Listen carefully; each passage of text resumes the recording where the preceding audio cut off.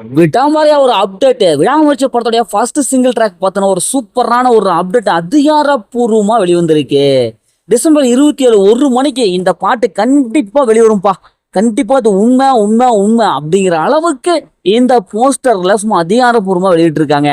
இதை பார்த்த உடனே ஏகே ஃபேன்ஸ் மட்டும் எல்லாருமே ரொம்ப ரொம்ப சந்தோஷமாயிட்டாங்க. ஏன்னா ரொம்ப நாளைக்கு அப்புறம் தல அஜித் சாருடைய அந்த ரொமான்டிக் சாங்ஸ் பார்க்கணும்ப்பா அப்படின்னு சொல்லிட்டு தவிச்சிட்டு இருந்தாங்க. அந்த கனவு இப்போ நனவாக போகுது. கிரீடம் படத்துல தல அஜித் சார் கூட திரிஷா அவங்க ரொமான்டிக் சாங்ஸ் பண்ணியிருப்பாங்க. அதுக்கப்புறம் லாஸ்டா என்னை அறிந்தால் இந்த படத்துலயும் ஒரு சில ரொமான்டிக் மூவ்மெண்ட்லாம் இருக்கும். அதுக்கப்புறம் விடாமுயற்சி தான். ஆனா அந்த போஸ்டர்ல அநியாயத்துக்கு தல அஜித் சார் ரொம்ப கியூட்டா அந்த பழைய இளைய தலையை அப்படியே கண்ணு முன்னால கொண்டு வந்துட்டாங்க.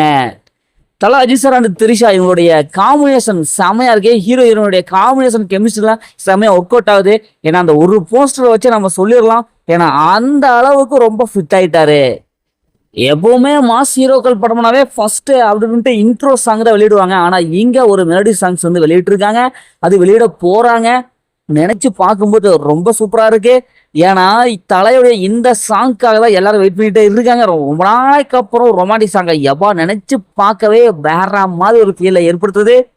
இன்னொரு சர்ப்ரைஸ்னா இந்த படத்துல Thala Ajith sir double act பண்றாங்க.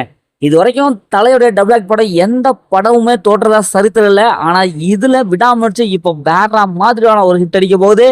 அதுவும் அனிருத்னா சொல்லவே தேவையில்லை. வேற மாதிரி ஒரு சூப்பரான ஒரு மியூசிக் கம்போஸ் பண்ணிருப்பாரு. ஓகே, விடாமுயற்சி படத்தின பத்தின ஃபர்ஸ்ட் சிங்கிள் பத்தின இந்த போஸ்டரை பார்க்கும்போது உங்களுக்கு என்ன தோணுது அப்படிங்கிறத மறக்காம கமெண்ட் பாக்ஸ்ல கமெண்ட் பண்ணுங்க. மீண்டும் அடுத்த ஒரு புதிய மூவி அப்படின்னு சந்திப்போம்.